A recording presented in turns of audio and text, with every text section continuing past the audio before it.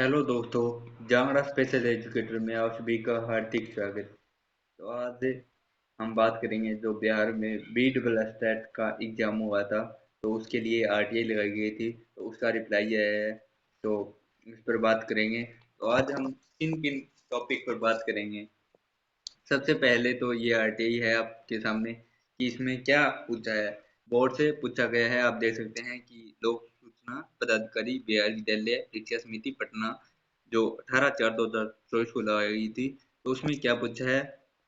आप देख सकते हैं कि बी एस टेट 2023 का परीक्षा फलन प्रकाशन कब किया जाएगा तथा परीक्षा में कक्षा 1 से 5 और 6 से 8 के विभिन्न कोटि में उपस्थित विद्यार्थियों की संख्या उपलब्ध कराने की मांग की गई है। तो ये बोर्ड से पूछा गया था, तो इसका रिप्लाई आया क्या है। हम इस वीडियो में किस किस मुद्दों पर बात करेंगे। तो सबसे पहला टॉपिक है कि बिहार जो बी डबल एस्टेट का एग्जाम हुआ था, तो उसकी रिजल्ट कब तक आ सकती है। पहला टॉपिक ये। दूसरा, जो कक्षा 1 से 5 कक्षा 6 से 8 तक टोटल कितने आवेदन आए थे, कक्षा 1 से 5 में कितने आवेदन हैं और कक्षा 6 से 8 में कितने आवेदन हैं तथा सेकंड कितने अभ्यर्थी पास हुए हैं। सेकंड एग्जाम में एक सीट पर कितना कंपटीशन हो सकता है, इस मुद्दे पर बात करेंगे।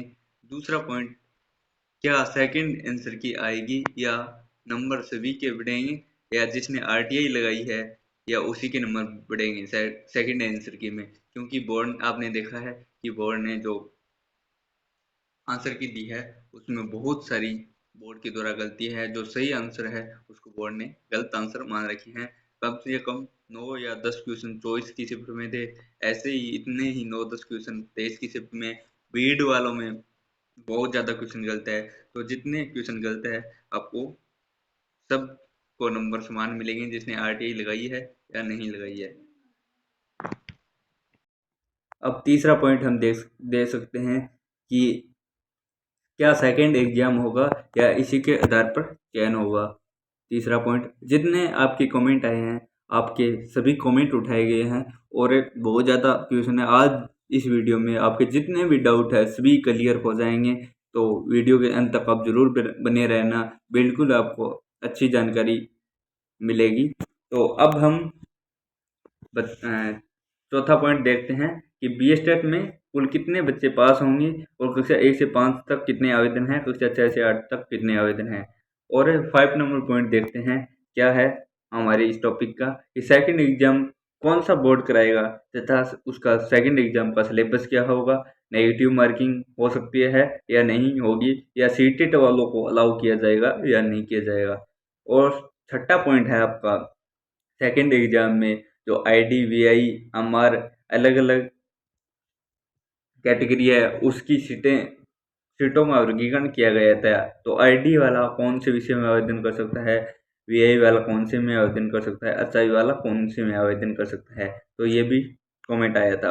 और लास्ट 7 नंबर पॉइंट है, सेकंड एग्जाम कब तक हो सकता है। तो ये हैं आपके पॉइंट और एक सीट पर कितने बच्चों का सेकंड एग्जाम में कंपटीशन हो सकता है। तो इन सभी मुद्दों पर आज हम बात करेंगे। सबसे पहला पॉइंट है बी टेट का रिजल्ट कब तक आ सकता है। तो हम बता दें कि बी टेट का रिजल्ट 10 तारीख तक आप वेट करें। 10 तारीख से पहले लगभग 100% आपका रिजल्ट आ जाएगा। अब हम जो सेकंड आंसर की आएगी और क्या नंबर सभी के बढ़ेंगे या जिसने आरटीआई लगाई है जिसके नंबर बढ़ेंगे। तो अब मैं बता दूं कि जिसने आंसर की सेकंड आ भी सकती है नहीं भी आ सकती है, लेकिन जो बोर्ड ने गलत आंसर माने हैं उसको बोर्ड को सही करने पड़ेंगे। और नंबर जिसने आरटीआई लगाई है या नहीं लगाई है उससे कोई मतलब नहीं है, नंबर सभी को समान मिलेंगे। जिसका सही आंसर है उसको नंबर अवश्य मिलेगा। अब हम तीसरे पॉइंट पर बात करते हैं कि सेकंड एग्जाम होगा या इसी के आधार पर चयन होगा। सेकंड एग्जाम बिल्कुल होगा। इतने अभ्यर्थी पास हो चुके हैं क्योंकि आपने देखा है कि बी स्टेट का जो हुआ था एग्जाम उसमें कितने इजी लेवल का पेपर था।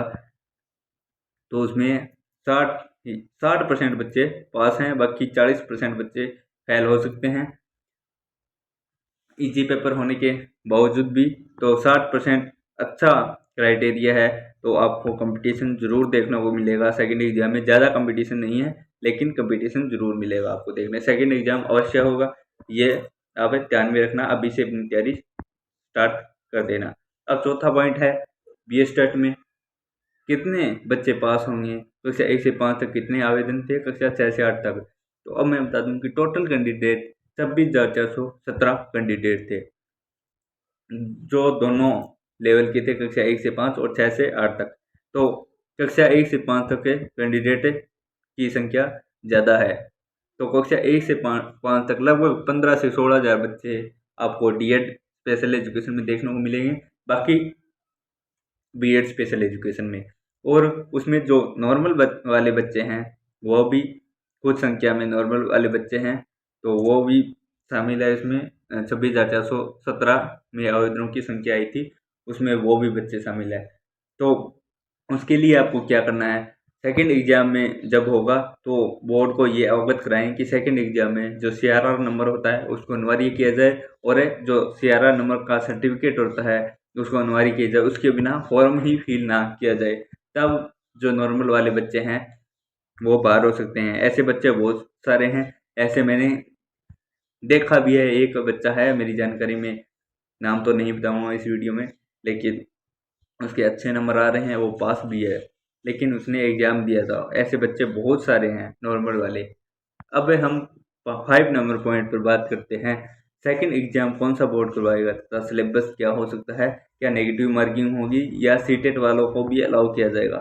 तो सेकंड एग्जाम बीपीएससी बोर्ड करवाएगा, उसकी अभ्यर्थना बीपीएससी बोर्ड को भेज दी गई है।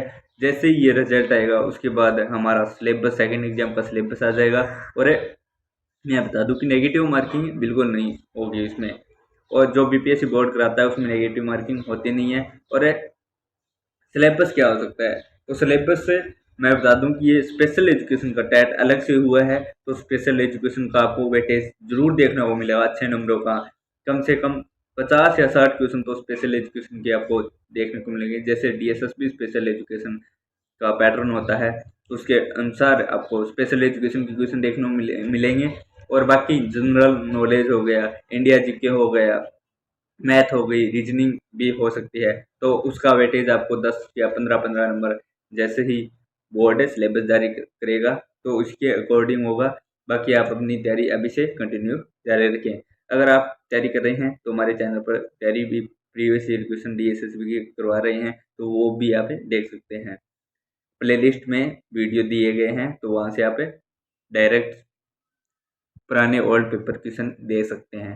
अब क्या सीटेट वालों को इसमें शामिल किया जाएगा, तो सीटेट वालों को बिल्कुल शामिल नहीं किया जाएगा, क्योंकि स्पेशल का अलग से टेट लिया गया है, तो सीटेट वाले इसमें अलाउ नहीं होंगे।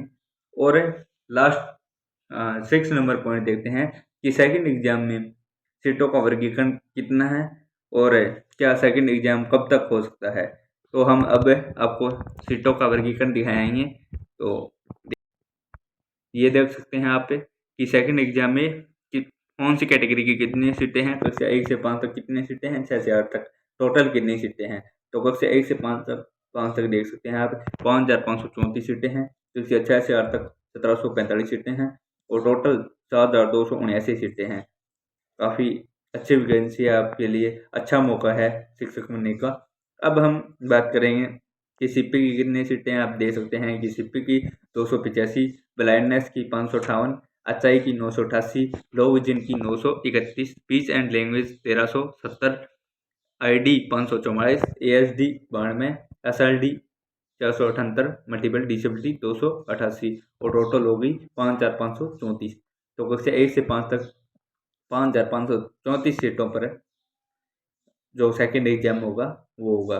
और कक्षा 6 से 8 तक आप देख सकते हैं कि 1,745 सीटें हैं, तो टोटल मिलाकर 4,279 सीटें हैं। तो अब हम बात करेंगे कि आईडी वाला कौन कौन से विषय में आवेदन कर सकता है।